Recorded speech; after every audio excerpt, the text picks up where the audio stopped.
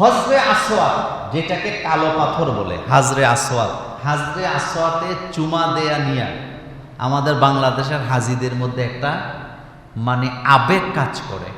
আবেগটা কাজ করা ভালো, তবে হজের সময় হাজরে আসওয়াদে চুমা দেওয়া এটা সহজ ব্যাপার না।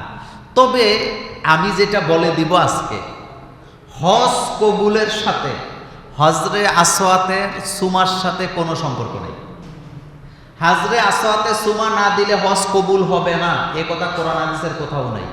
হজ কবুল হওয়ার সাথে হাজরে আসওয়াতের কোনো সম্পর্ক নেই। হজ করে আসছে, কেউ জিজ্ঞেস করতেছে, ভাই আপনি যে হজ করলেন পাথরে সুমা দিছেন নি? কয় না, দিতে পারি নাই। তো উনি আবার আরেকজনের কাছে যায়, তার হজ কবুল হয় নাই। কয় কেন? পাথরে তো সুমা দিতে পারছে না। পাথরের সুমার সাথে হজের কোনো কি নেই, সম্পর্ক নেই। হযরত ওমর রাদিয়াল্লাহু তাআলা আনহু, তিরমিজির হাদিস এটা, তিনি পাথরের সামনে দাঁড়ালেন। মনোযোগ আছে আপনাদের? পাথরের সামনে দাঁড়াইয়া পাথরকে বলতেছেন, হে হাজরে আসওয়াদ, তুমি একটা কালো পাথর ছাড়া আর কিছুই না। আল্লাহ রাসূল তোমাকে চুমু দিছে, এই জন্য আমি দেই। রাসূল যদি চুমা না দিত আমিও দিতাম না। কথা কি বুঝতে পারছেন? কিন্তু আমাদের দেশের হাজিরা যুদ্ধ ঘোষণা করে যে হজে গেলে পাথরে চুমা দেওয়াই লাগবে। একটা কথা মনে রাখবেন, আমরা স্রষ্টার গোলামি করি, সৃষ্টির গোলামি আমরা করি না। এ পাথর হলো একটা সৃষ্টি, কাবা একটা সৃষ্টি, মসজিদ একটা সৃষ্টি। আমরা এই জিনিসগুলার ইবাদত করি না, বরং এই জিনিসগুলার মালিকের ইবাদত আমরা করি। যেমন আমরা কি কাবা ঘরের গোলামি করি না, কাবার মালিকের গোলামি করি।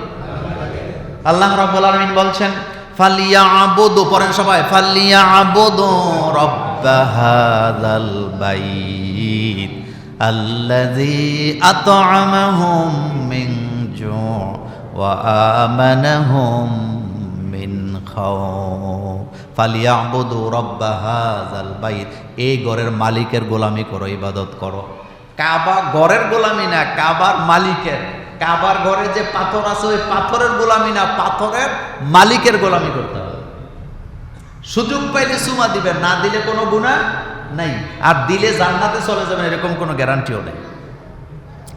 এরপরে আসেন, হজ কবুলের কিছু আলামত আছে। প্রথম আলামত হলো, হজ হইতে হবে শুধুমাত্র আল্লাহর জন্য, পার্থিব কোনো চাহিদা লোভের জন্য না, হাজি লেখার জন্য না। 2 নাম্বার হলো, পুরা হজের সফরে আল্লাহর ভয়ে ভয়ে থাকা, আল্লাহর কাছে কাকুতি মিনতি কি করা। হজে গিয়া গিবত করে, হজে গিয়া আড্ডা মারে, হজে গিয়া খাবার দাবার লইয়া ঝগড়া করে, আরাম আয়েশ নিয়ে অহংকার করে, এরকমের হাজি আমি নিজের চোখে দেখছি। আমার একটা অভ্যাস হলো, আমি মজা করে কথা বলতে পারি না, কিন্তু আমি যেটা দেখি এটা বলি। হজে গিয়া সিগারেট খায় আমি দেখছি। হজে গিয়া পানের নেশায় জামাত মিস করে আমি দেখছি। কথা বুঝতেছেন আপনারা? গেছে হজ করতে, পান খাওয়ার নেশা, নামাজের জামাত মিস করে, কিন্তু পান খাইতে হবে। যেখানে পান আছে এখানে চলে যায়। হজে যাইয়া বেনসন সিগারেট খাইয়া আসার সময় লোকেরা তাকে বলছে বেনসন হাজি, আমি নিজে এটা দেখছি। হজ করতে গেছে হাজি, আসতেছে হজে যেয়ে খাইছে বেনসন সিগারেট, বাংলাদেশে আইতেছে, তার সাথে যারা ছিল তারা তাকে দুষ্টামি করে নাম দিছে বেনসন হাজি। মনোযোগ আছে না আপনাদের? কি হাজি? আমি নিজের চোখে দেখছি। এই হজ কবুল হলো না। হজে গিয়া অহংকার করে, আমার কোটি কোটি টাকা আছে, এই খানা খাওয়ানোর লেগে হজে আইছি, এই রকমের জায়গায় থাকার জন্য হজে আসছে, এই কথা বলতে আমি নিজের চোখে দেখছি। হজে গিয়ে যারা এজেন্সির মালিক তাদেরকে গালাগালি করতে আমি দেখছি। তো যারা গালাগালি করে তাদের হজ জায়গায় আছে না, এটা লাঞ্ছিত হয়েছে, লাঞ্ছিত হয়েছে। কিন্তু রাসূল এখানে কি বললেন? যে ব্যক্তি হজ করলো, কোনো গীবত করলো না, অশ্লীল শব্দ মুখ দিয়ে উচ্চারণ করলো না, তারা হজ্জে মাবরুর পাবে। আর যারা হজ্জে মাবরুর করলো তারা বিনা হিসাবে জান্নাতে চলে যাবে। যেমন দেখেন, হজের মধ্যে কোন কোন জায়গায় দোয়া কবুল হয়, এটা আমাদের দেশের হাজিরা অনেকে জানে না। না জানার কারণে তারা দোয়াগুলো কি মিস করেন। এজন্য আমি সংক্ষেপে বলে দেই, কাবাগর দেখার সাথে সাথে দোয়া করলে দোয়া কবুল হয়। আলহামদুলিল্লাহ বলে। মানে কাবা দেখার সাথে সাথে যে দোয়া করবে এটা কি হয়? কবুল হয়। 2 নম্বরে হাজরে আসওয়াতের সামনে দাঁড়িয়ে, কাবার দরজার সামনে দাঁড়িয়ে দোয়া করলে দোয়া কবুল হয়। রুকনে ইয়ামানি, কাবা ঘরে কিন্তু 2টা পাথর আছে, একটা হলো পশ্চিম এবং দক্ষিণ কর্নারে, আরেকটা হলো পূর্ব এবং দক্ষিণ কর্নারে। পশ্চিম এবং দক্ষিণ কর্নারে যেটা হলো রুকনে ইয়ামানি, এটা একটা পাথর। আর পূর্ব এবং দক্ষিণ কর্নারে যেটা হলো হাজরে আসওয়াদ, 2 জায়গায় 2টা পাথর আছে। কিন্তু এই জায়গাগুলোতে দোয়া করলে দোয়া কি হয়? কবুল হয়। জমজমের পানি খেয়ে দোয়া করলে দোয়া কবুল হয়। সুবহানাল্লাহ। রাসূল বলছে জমজমের পানি দাঁড়ায় খাবা, নিয়ত করে খাবা, দোয়া করে খাবা, দোয়া আল্লাহ কবুল করবে। আর জমজমের পানি মুমিনের জন্য কি? খাস। এরপরে আরাফাতের ময়দানে দোয়া কবুল হয় বেশি বেশি করে।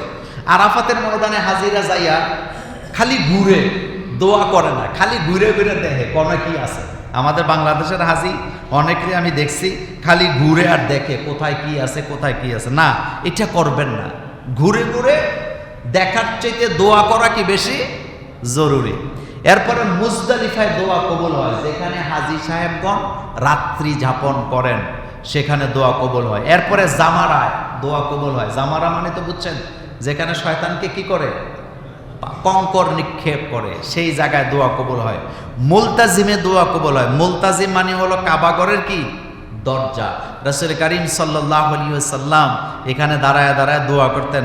হযরত ওমর রাদিয়াল্লাহু আনহু কাবাগরের দরজায় বুক লাগায় কি করতেন? দোয়া করতেন। এরপরে মিনাতে দোয়া কবুল হয়। মিনাতে অবস্থানকারী হাজিরা যে দোয়া করেন সেই দোয়াগুলি আল্লাহর দরবারে কি হয়? হজ এবং উমরা এটা করতে হবে শুধুমাত্র কার জন্য? লোক দেখানো ইবাদত আল্লাহর দরবারে কবুল হবে না। অনেকে আছে, টাকা আছে, লোক দেখানোর জন্য হজ করে, এরকম আছে না? আছে। এবার খেয়াল করেন, আল্লাহ রাব্বুল আলামিন কোরআনুল কারীমে হজের ব্যাপারে বলেছেন, ওয়ালিল্লাহি আলান নাসি হিজ্জুল বাইতি মান ইসতাতাআ ইলাইহি সাবিলা। মানুষের মধ্যে যারা কাবাগর অর্থাৎ হজে যাওয়ার সামর্থ্য রাখে তারা যেন আল্লাহর উদ্দেশ্যে হজ করার জন্য যায়। হজটা হবে শুধুমাত্র কার জন্য? আতিম্মুল হাজ্জা ওয়াল উমরাতা লিল্লাহ। আল্লাহ পাক বলছে তোমরা হজ এবং উমরা করো আল্লাহকে খুশি করার জন্য। আমাদের দেশে কেউ আছে হাজি লেখার জন্য হজে যায়, কেউ আছে টাকা আছে দাম কামাই করার জন্য কোথায় যায়? হজে যায়। অথচ হজ হবে শুধুমাত্র আল্লাহর জন্য। আল্লাহ পাক বলছে হজটা তোমরা করবে, উমরাটা করবে কার জন্য? আল্লাহ পাকের জন্য। লোক দেখানো ইবাদত আল্লাহর দরবারে কবুল হয় না। আল্লাহ রাব্বুল আলামিন বলছেন, ওমা উমিরু ইল্লা লিয়াবুদুল্লাহা মুখলিসিনা লাহুদ্দীন। তোমরা যখন ইবাদত করো আল্লাহর জন্য ইবাদত করবে, তবে অবশ্যই সেটা এখলাসের সাথে করতে হবে। যেই ইবাদতের মধ্যে এখলাস থাকে না সেই ইবাদত আল্লাহর দরবারে কবুল হয় না। তাহলে প্রথমে জানলাম হজ উমরা এটা শুধু কার জন্য? আল্লাহর জন্য। 2 নাম্বার, হজ হচ্ছে ইসলামের 5টা স্তম্ভের একটা। একজন ব্যক্তির জন্য জীবনে একবারই হজ করা ফরজ। বলেন কয়বার? একবার। যত কোটি টাকার মালিক হোক একবার হজ করা ফরজ, পরে যেটা করবে এটা নফল। রাসূল করিম সাল্লাল্লাহু আলাইহি সাল্লাম হজ করছে জীবনে একবার। এটাকেই বলা হয় বিদায় হজ। বিদায় হজ মানে এরপরে রাসূল আর পৃথিবীতে জীবিত ছিলেন না, তিনি হজ আর করেন নাই। বিদায় হজে রাসূল সাল্লাল্লাহু আলাইহি ওয়াসাল্লাম যে ভাষণটা দিছেন, পৃথিবীর কোনো রাষ্ট্রবিজ্ঞানী হাজার হাজার পৃষ্ঠা লিখে রাসূল সাল্লাল্লাহু আলাইহি ওয়াসাল্লামের এই বিদায় হজের ভাষণকে ব্যাখ্যা করতে পারবে না। একটা রাষ্ট্র পরিচালনা করার জন্য বিদায় হজের ভাষণটা যথেষ্ট। এমনকি সারা পৃথিবীর মানুষগুলোকে পরিচালিত করার জন্য, সঠিক পথে রাখার জন্য, যুদ্ধ বিদ্রোহ বন্ধ করার জন্য, মানুষের অধিকার আদায় করার জন্য রাসূলুল্লাহ সাল্লাল্লাহু আলাইহি ওয়াসাল্লামের বিদায় হজের ভাষণটাই যথেষ্ট। সুবহানাল্লাহ। পৃথিবীর কোনো রাষ্ট্রবিজ্ঞানী রাসূল সাল্লাল্লাহু আলাইহি ওয়াসাল্লামের বিদায়ী হজের ভাষণের চাইতে উত্তম রাষ্ট্র ব্যবস্থার থিওরি কেউ আজ পর্যন্ত দিতে পারে নাই, ভবিষ্যতেও পারবে না।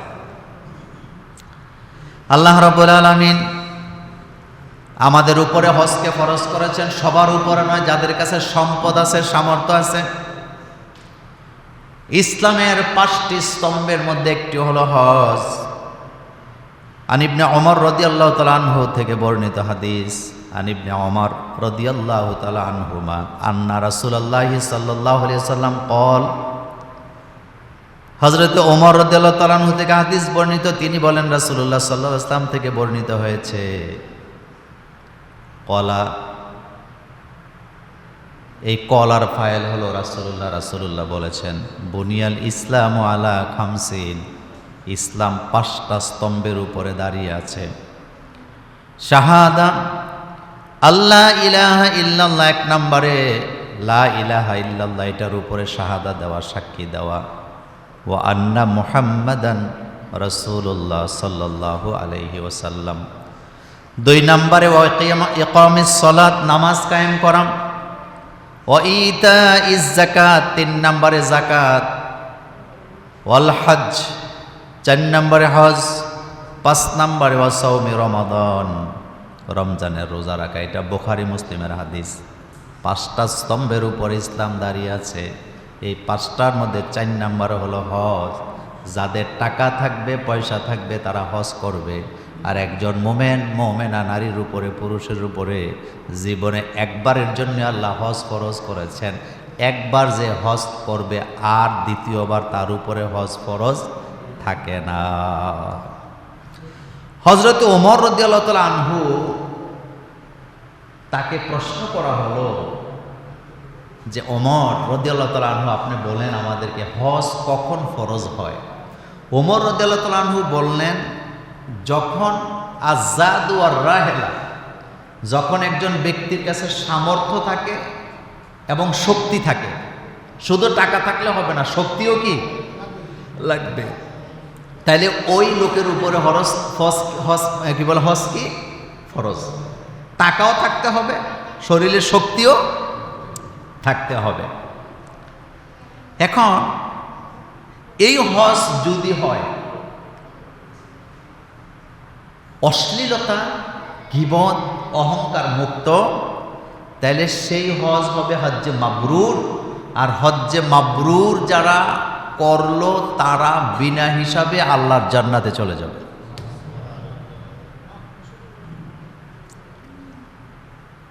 আমার কলেজার ভাইয়ারা,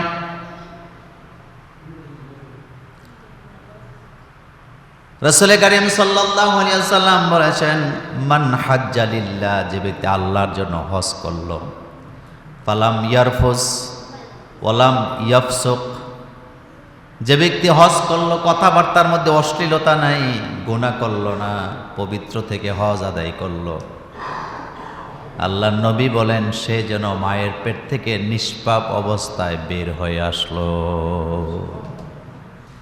আম্মা জান আয়েশা সিদ্দিকা রাদিয়াল্লাহু তাআলা আনহা রাসূলুল্লাহকে প্রশ্ন করলেন, ইয়া রাসূলুল্লাহ সাল্লাল্লাহু আলাইহি ওয়াসাল্লাম, আপনারা পুরুষেরা জিহাদের ময়দানে যান, যুদ্ধ করেন, শহীদ হইয়া জান্নাত কামাই করে, আমরা নারীরা আমাদেরকে অনুমতি দেন, আমরাও জিহাদের ময়দানে যাব, আমরাও অস্ত্র নিয়ে যুদ্ধ করব, আমরা যাতে জান্নাতে যেতে পারি। আল্লাহর নবী বললেন, নারীদের জন্য তার চেয়ে উত্তম পন্থা হলো তারা যদি হজ করে, হজ্জে মাবরুর করে, তারাও বিনা হিসাবে শহীদদের মতো জান্নাতি। একজন নারী যদি হজ করে আর সে যদি পায় হজ্জে মাবরুর, বিনা হিসাবে কোথায় যাবে? জান্নাতে চলে যাবে। বুখারীর হাদিস, এটা বুখারী শরীফের হাদিস। একজন নারী তিনি যদি হজে যেতে চান, তিনি মুহররম ছাড়া হজে যেতে পারবেন না। তার ভাই সাথে থাকবে, অথবা তার স্বামী থাকবে, অথবা তার বাবা থাকবে, অথবা তার ছেলে থাকবে। মনোযোগ আছে? ভাই অথবা স্বামী অথবা ছেলে অথবা বাবা। তাহলে কয়জন পুরুষ এসে এখানে? আবার বলেন, ভাই, ছেলে, বাবা, স্বামী। তবে ওলামাদের মধ্যে কিছু ব্যাখ্যা আছে এ ব্যাপারে। কোন কোন ওলামায় বলেছেন যে এমন একদল নারীর সাথে নারীরা হজে যেতে পারবে যে নারীদের মোহরেম আছে। যেমন এখানে আরো কয়েকজন নারী যাচ্ছে হজে, তাদের ভাই স্বামী আছে, ওই নারীদের কাফেলার সাথে যদি সে চলে যেতে পারে, যদি তার কোনো নিরাপত্তার কি না থাকে, ঘাটতি না থাকে, সে হজে যেতে পারবে। লম্বা আলোচনা, সেদিকে গেলাম না। তো হজ্জে মাবরুর যারা করে তাদেরকে বিনা হিসাবে জান্নাত দিবেন কে? আল্লাহ পাক। এখন আসেন, হজে যে আমরা যাই, হজে যাইয়া আমরা হাজিরা দেই কার আদালতে বলেন তো? আসেন একটু তালবিয়াটা পড়ি। তালবিয়াটা হলো জরুরি। বলেন লাব্বাইক আল্লাহুম্মা লাব্বাইক লাব্বাইক লা শারীকা লাকা লাব্বাইক ইন্নাল হামদা ওয়ান নি'মাতা লাকা ওয়াল মুলক লা শারীকা লাক। এটা পয়রাই ইহরাম শুরু হয়। কথা বুঝছেন? কাপড় পরলেই ইহরাম হয় না, এই তালবিয়া পড়া ইহরাম কি হয়? শুরু হয়। তো একটু ভালোভাবে এটা মুখস্থ করেন। বলেন লাব্বাইক আল্লাহুম্মা লাব্বাইক লাব্বাইক লা শারীকা লাকা লাব্বাইক ইন্নাল হামদা ওয়ান নি'মাতা লাকা ওয়াল মুলক লা শারীকা লাক। হজের একটা লম্বা সফর, হজের আলোচনাও লম্বা, সবটা তো বলতে পারবো না। হজের ব্যাপারে খণ্ড খণ্ড করে কয়েক মিনিটে যদ্দূর বলা যায়। নাম্বার 1, আরাফাতের দিন আল্লাহর দরবারে দোয়া কবুল হয়। সেজন্যে আরাফাতের দিন রোজা রাখবেন। আরাফাতের দিন হাজিদের জন্য রোজা রাখা জরুরি না, কিন্তু আরাফাতের রোজাটা আরাফাতের বাইরে যারা আছে তাদের জন্য রাখাটা কি জরুরি। এবার খেয়াল করেন, আরাফাতের রোজা আরাফাতের দিনে রাখতে হবে, পরের দিন রাখবেন না। 9 তারিখের রোজা আর আরাফাতের রোজা, এটা নিয়ে একতেলাফ না করে আমরা সিদ্ধান্ত নেব হাজিরা যেদিন আরাফাতে থাকে এদিন আমরা রোজা রাখবো। পরের দিন 9 তারিখ আমাদের বাংলাদেশে আমরা 9 তারিখেও ইচ্ছা করলে রোজা কি রাখবো। তবে আরাফাতে হাজিরা যখন অবস্থান করেন তখন যেন আমরা রোজা রাখতে পারি, কারণ আরাফাতের দিনে যারা রোজা রাখে আল্লাহ তাদের সামনের এবং পেছনের 1 বছরের গুনাহ মাফ করে দেয়। আরাফাতের রোজা আরাফাতের দিন রাখবো ইনশাআল্লাহ। রাসূল কারীম সাল্লাল্লাহু আলাইহি ওয়াসাল্লাম এই হাদিস আম্মাজান আয়েশা সিদ্দিকা রাদিয়াল্লাহু তাআলা আনহা রাসূল থেকে এটা বর্ণনা করেছেন। রাসূল বলেছেন, আরাফাতের দিনের অপেক্ষায় আর কোনো দিনের রোজা এত প্রিয় আল্লাহর কাছে আর নেই। সেটা হলো কি ফরজ রোজার পরে। এজন্য আল্লাহ পাক আরাফাতের দিন অসংখ্য বান্দাকে ক্ষমা করে দেয়। সুবহানাল্লাহ। আরাফাতের দিন আল্লাহ অসংখ্য বান্দাকে কি করে? ক্ষমা করে। সেজন্য আরাফাতের দিন আমরা রোজাটা রাখবো ইনশাআল্লাহ। এরপরে আসেন, 2টি আমল হজের মর্যাদাকে বাড়ায়। 2টা আমল হজের মর্যাদাকে কি করে? বাড়ায়। হযরত আবু বকর সিদ্দিক রাদিয়াল্লাহু তাআলা আনহু থেকে হাদিস বর্ণিত, তিনি বলেন, নবী করিম সাল্লাল্লাহু আলাইহি ওয়াসাল্লামকে জিজ্ঞেস করা হলো কোন হজ শ্রেষ্ঠ? আল্লাহ রাসূল বললেন, যেই হজে তালবিয়া করা হয় এবং কুরবানি করা হয়। তালবিয়া হলো লাব্বাইক আল্লাহুম্মা লাব্বাইক লাব্বাইক লা শারীকা লাকা লাব্বাইক ইন্নাল হামদা ওয়ান নি'মাতা লাকা ওয়াল মুলক লা শারীকা লাক। আর কি করা হয়? কুরবানি করা হয়। এই হজ হলো আল্লাহর কাছে সবচেয়ে মর্যাদাশীল।